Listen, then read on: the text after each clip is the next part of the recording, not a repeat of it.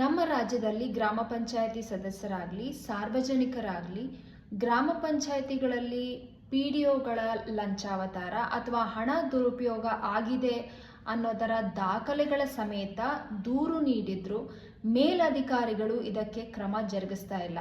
I am asking this because everyone has a right to ask a valid question.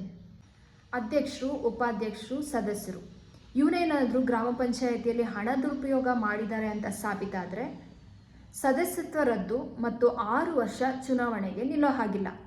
ಅದೇ ಅಧಿಕಾರಿಗಳು ಹಣ ದುರುಪಯೋಗ ಮಾಡಿದ್ದಾರೆ ಅಂತ ಸಾಬೀತಾದರೆ 3 ರಿಂದ 6 ತಿಂಗಳು ಅಮಾನತ್ತು, ಸಸ್ಪೆಂಡ್ ಅನ್ನೋ ಹೆಸರಲ್ಲಿ ಅರ್ಧ ಸಂಬಳ ತಗೊಂಡು ಮನೆಯಲ್ಲಿದ್ದು ಮತ್ತೆ ಕೆಲಸಕ್ಕೆ ಹಾಜರಾಗ್ತಾರೆ.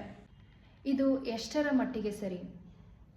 ಇಂತಹ ವ್ಯವಸ್ಥೆಯನ್ನು ನಮ್ಮ ಕರ್ನಾಟಕ ರಾಜ್ಯ ಗ್ರಾಮ ಪಂಚಾಯಿತಿ ಸದಸ್ಯರ ಕ್ಷೇಮಾಭಿವೃದ್ಧಿ ಸಂಘ ವಿರೋಧಿಸುತ್ತದೆ.